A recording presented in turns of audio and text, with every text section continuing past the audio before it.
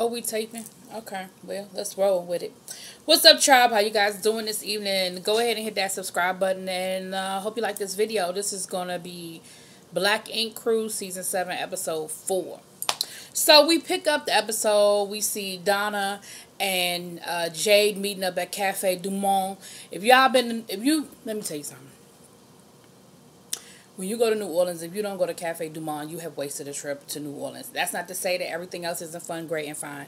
But let me tell you something. That Cafe Du Monde make you want to smack your mama and kick your daddy, okay? It's a staple. It's a landmark. Everybody go there. Anyway, and of course, they talk about the whole situation the night before where Jay getting fired and Donna feeling like that Teddy was on some bullshit and that, that he really was in his feelings because him and Jade have a past or whatever, and she felt like it wasn't wrong. And so then Jada tells her, or Jade, whatever the girl name is, that she's pregnant. She said, well, is it Teddy's baby? She said, no, girl, it ain't Teddy's baby. It's some fling, some dude I was messing with. It wasn't even serious. Alright, so, Donna was like, look, I've had miscarriages, I've had abortions, whatever decision you decide to make, I just know that I'm there for you and I will support you. I ain't gonna say nothing about Donna's situation because I ain't there, I ain't judging, but I'm just like, wow. Then we back at the house, they having breakfast, lunch, whatever the situation is. They cooking burgers, so I'm just going to think it's a lunch situation. And they getting ready for the grand opening of the shop is that day. And everybody's nervous before the first day of school. And, they talking about the grand opening and stuff like that. And, of course, Donna's coming at Teddy like what you did was fucked up. And, how could you do that to Jade? And him and Donna kind of get into it. And that's when she tells, was it then? No, that was later on. We'll wait. So then, they talk about the new guy that they hired, Herb, and Jade is like, Sky's like, look, I'm just not feeling him. I'm a good judge of character. It's something that's off with his vibe. I'm just not feeling it. I'm just not feeling this dude. And so everybody's like, Sky, she tripping. But I think Ted or somebody else said the same thing, like, yeah, his vibe is a little off. Like, I'm really not feeling him. So they get to the shop, and the shop is trashed. Glasses everywhere. They done spray painted the walls. It is horrible. The shop looks, it's fucked up. Like, it's fucked up. Then they get to the bar. These motherfuckers stole all the liquor. So on top of trash in the bar, you done stole all my damn liquor. Now here's my problem with this scene, VH1. Ain't nobody called the police. Caesar, you were just complaining about how much money you done put into this shop. You can't file an insurance claim if you don't have a police report. You mean to tell me nobody called the fucking police? Y'all just cleaned this shit up and kept it moving? I'll be damned. As a business now, street code, if you talking about some no snitching, whatever, that's bullshit. But even if you're going to take that out of the equation, whatever, Caesar, as a businessman, you can't recoup none of that fucking money if you don't have a police report. And you're not going to sit here and tell me that you don't need to recoup none of that damn money. Like, they fucked that shop up. Anyway, so that scene just didn't ring true to me. How the fuck y'all gonna sit here and not follow? Anyway, ain't nobody call the police. Ain't nobody even say nothing about call the police. All them people and nobody said, so we gonna call the police? Like, nothing. Fuck that. That to me nullified the whole rest of this situation, because I can't believe as a businessman you ain't called the police. That's bullshit to me. Brand new equipment, brand new situation, the whole bar full of liquor, fuck that. Then, before we get to that, I forgot, when they were still around the pool or whatever, Kitty tells Caesar that she closed down 113th, and Caesar was like, what the fuck you talking about? You closed down my shop? Like, I'm down here trying to open up a shop and you closing the shop. That don't even make no sense. And she was like, look, wasn't nobody there to do tattoos. Bay on maternity leave. Melody is dealing with the situation with her mom and her family or whatever. You brought the rest of the tattoo artists down here. Now, here's what I don't understand. And y'all know I'm new to Black Ink Crew, so y'all share this information with me in my comments and get me together. He has a second shop in New York, correct? Where are those people?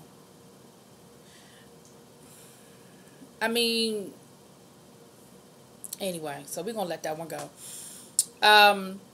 So Caesar's like, are you serious right now? He was like, I need you to open up that damn shop. I need to be making some money. Like, I afford the shop to just not be open.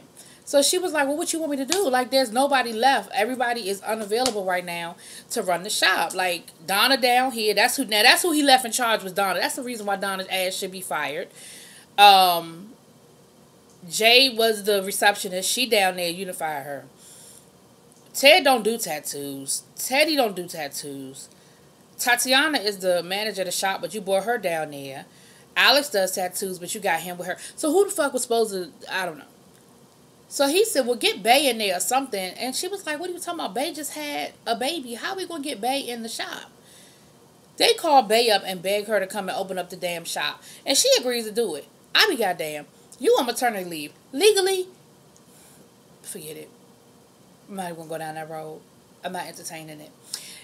Her ass shows up with the baby because she said she couldn't find a babysitter. Her boyfriend was at work, or fiance, excuse me, was at work. She in the shop. She got both of the pumps on her breast pumping while she's sweeping up and cleaning up the shop in some motherfucking heels. Come on, babe. Now, I respect the hell out of you as a single mother. I have friends who pump, and they pump at every opportunity because when your breasts are full, they full, and it's painful. So when you got to pump, you got to pump. I ain't even mad at you, babe. Matter of fact, I'm impressed that you got that top of the line, top notch ass pump, because breast pumps are not cheap. And she got the double pump thing going on. She was working it out. So, of course, they get a walk-in. Now, mind you, any other time when them motherfuckers just sitting around shooting the shit, ain't talking about nothing, they don't never get no walk-ins. All of a sudden, now, Bay there by herself, now all of a sudden she getting a walk-in. And it starts off that he want a simple tattoo, but he turned that simple tattoo into a complicated tattoo. And Bay was like, what the hell? Then they get another walk-in. He want a fucking battleship. So that turns into, it's just a fucking comedy of errors. You got Babe running around. She got the baby. She talking about something, I can't leave the baby alone. I don't know these people walking in off the street. And it's just turned into a whole shit show. The dudes are sitting on the couch like, what the fuck is really going on? And I'll be honest with you, I don't even know if I want her to do my daggone tattoo. She talking about, so before we get started, first thing I gotta do is take my shoes off. You know, I just had a baby 3 weeks ago and I was trying to be cute, but my feet are killing me. I guess so, because your ass was sweeping with them damn heels on, with the daggone pumps on your breast. Bae. Again, a comedy scene, but not real. Like, it's just no way that, again, I'm not gonna waste a whole lot of energy on that. So we back at the shop. They done cleaned up the shop. They ready for the grand opening. Sky trying to put everybody in a good mood. So they go over to the bar and they having shots. Now, I don't know how the hell they had time to clean up the shop and go get shots, get drunk. Now, who the fuck, how they gonna be taking shots before they getting ready to do tattoos? Is that even legal? Can you be drunk and do tattoos? Anyway, so Donna goes for Teddy for real this time. Like, she really goes at Teddy. So, because her thing is, well, Caesar, how you feel about it? Because everybody, the whole episode kept saying, we ain't even know Teddy could fire people. We ain't even know Teddy could fire people, right? The whole episode, that's what they kept saying. But Caesar, that's his cousin. Of course, he's going to sign off on it. He like, if Ted say she need to be fired, she need to be fired. So, and he was like, as far as I'm concerned, he was like, she a receptionist. Like, they come and go. He was like, I can fire a motherfucker for showing up in blue pants if I want to. Which, he ain't really lying. If you in a right to work state, I don't know if that's what New York is or not, but if you in a right to work state, you pretty much can fire somebody for whatever you want to fire them for. I'm sure they don't have no union. So that's when Donna was like, when Caesar wouldn't really side with her and everybody was kind of, so that's when she threw out, Jade is pregnant and it's your baby. Ted is like, what? And I'm sure that Ted is like, I can add and subtract just like the rest of them, and I know that ain't my goddamn baby. So whenever they was messing around, must have been far enough that he is pretty secure in the fact that it's not his baby. Now, we know that that's the first thing out of men's mouth anyway when it's a baby they don't want. That's the first thing out their mouth is that the baby ain't there. So Ted might just be wishful thinking, or maybe he really know that baby ain't his. I don't know. But him and Donna get into it really bad, and they get to cussing each other out, doing what they doing. Donna talking about some, fuck you, Ted, you ain't shit, whatever. So we get to the grand opening. It's a packed house. They got plenty of people there doing tattoos. Everybody is everything. The bar is pumping. I guess they went back, made a liquor run, and restocked the bar. Everything is looking good. So, Ace shows up, the other tattoo artist, and they show up, and Caesar was like, look, let me talk to y'all. Come to find out, he had security cameras, and the break-in got caught on video. So he's going to show them the video to see if they know any of the people in the video. Now, first of all, what made you think they was going to tell you if they did? Like, if you talking about street code this and street code that, like, you ain't even called the fucking police. What made you think these dudes from New Orleans is about to tell you who these dudes are in the video? Like, ain't nobody about to do that, Caesar. I don't know why you even thought that was about to go down that way. Ain't nobody about to tell you that shit. But, of course, they were like, nah, man, that's messed up, man. We don't know these dudes, man. That's fucked up. Now, they really look like they don't know who the dudes are. But, you don't know. You never know. You never know. Back in New York, let me just go ahead and get this out the way. Back in New York, Jade shows up. She tells Bae what happened in New Orleans about her getting fired and all that whole situation, how that went down. And Jade is putting a battery in Bae's back, talking about something. See, they don't even give a fuck about you. You out on maternity leave. Is that even legal for them to have you come in here working and they got you by yourself? Bae talking about, so yeah, I went out on Instagram to ask people to come in and help me because I was just that desperate for help. Really, Bae? You ain't had no friends you could call and be like, yo, girl, can you just come and sit here and answer the phone for me while I do these tattoos? You had to go on Instagram and just invite some strangers up in there? Really, babe? Anyway. But, you know, of course, Babe was like, she right. They really don't care about me.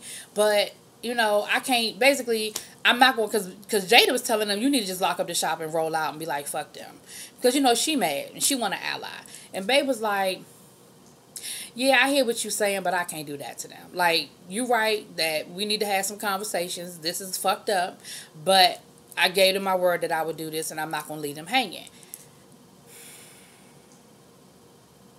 So, of course, Jada was like, all right, well, I'm going to take my person, I'm out. And Bae begged her. She was like, look, don't do it for them, do it for me. Like, I really need your help.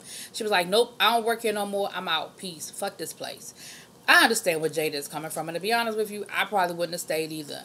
But if you and Bae had a friendship, I could see where Bae would think that you would stay if nobody else but for her. You got her in that shop by herself as a woman. Now, the baby wasn't there this time, but still, she by herself in that shop, like, that's a lot. So, that was that. Back in New Orleans, Alex and Donna. Donna takes Alex out on a nice little ride on the bayou. They do the little bayou tour thing, and they see the alligators and all that other stuff. And basically, he asked her again, look, can we call each other boyfriend and girlfriend? Like, look, I love you. I want to be with you. What's the problem with a title? And this time, Donna agrees. She's like, yes, you can call me your girlfriend. Let's make it official. So they officially a couple. Yay for love. All right. Let's get to the end of this shit. Because it was an interesting episode. I just don't know how much of it was real. Y'all feel what I'm saying? Like, the episode was very entertaining. I just don't know how much of it. Now, the ending, I believe, was very real. Now, I'm going to say that. I believe the ending was very real. We're going to get to that right now. But the rest of it, okay. So, it's their last night at the house. The shop is up and running. Caesar is secure that everybody's doing what they supposed to be doing, and he's ready to go back to New York. They've been down there for weeks getting everything ready, putting everything in place, training everybody, whatever. He said that he's confident that the shop can run by itself.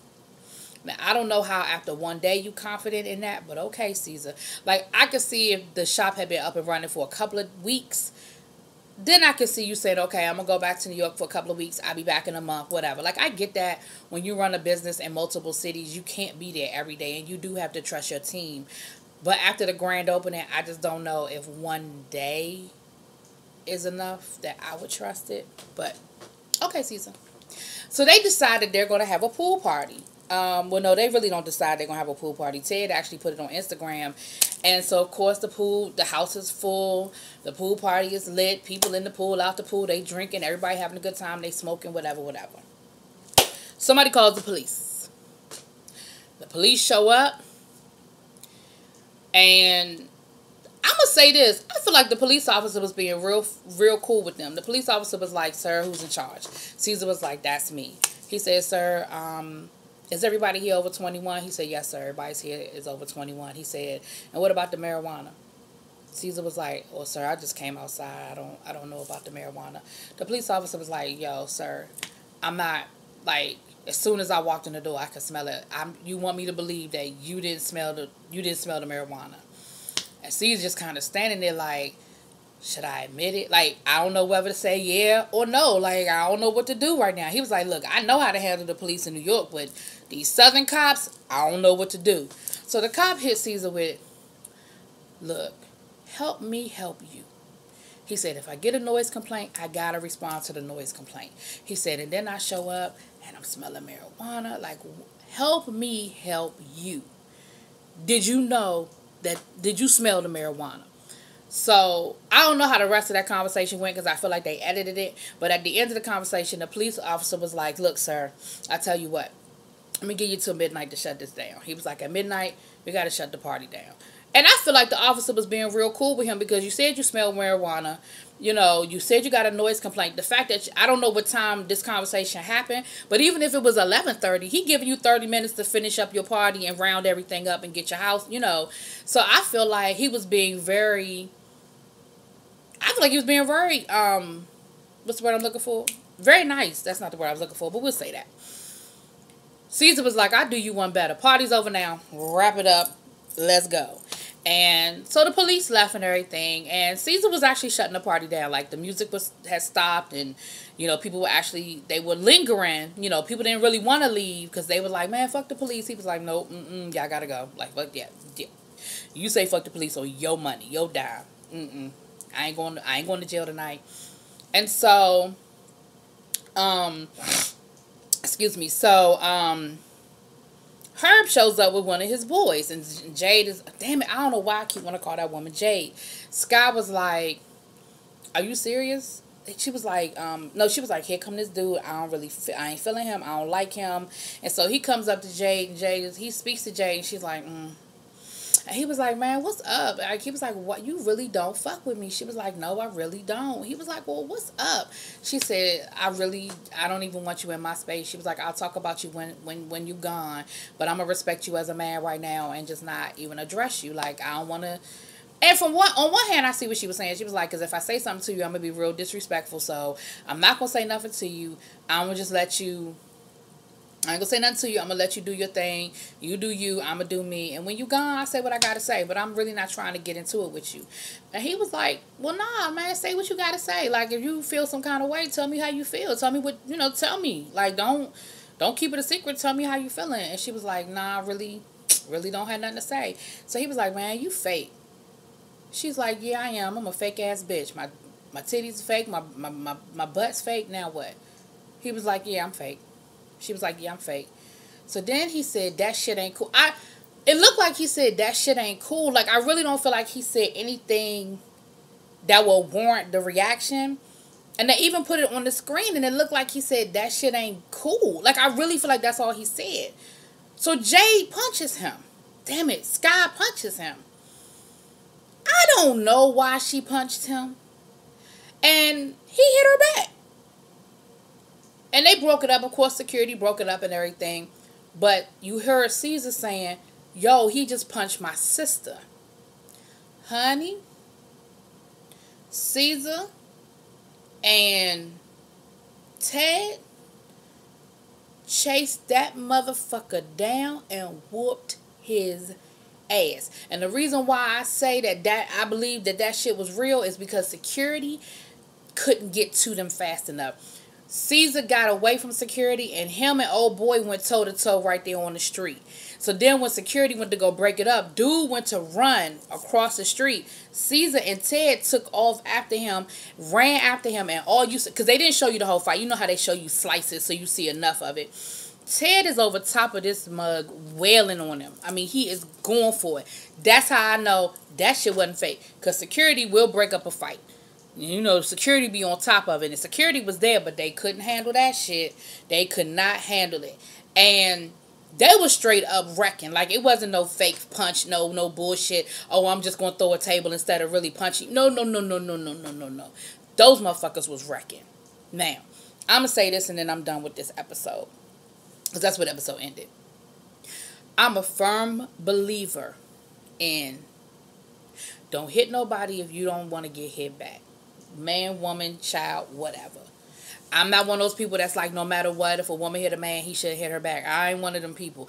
I feel like you don't hit nobody that you don't expect to get hit back. Now, but I'm going to say this. Don't be stupid enough to hit the woman in front of her family. What made this motherfucker think that Caesar and Ted wasn't about to get involved in that shit? I don't know what made them think that. I don't know. Now, last week he said he didn't even know who Sky was. So maybe he really don't know who these motherfuckers are. Maybe he really didn't do his homework and look at old episodes or go online. And he really didn't know who he was fucking with. Because there's no way in the world that you thought you was going to put your hands on Sky. Now, let's be real. Sky could have probably handled his ass her damn self. Let's be real about it. She probably really could have fucked him up herself.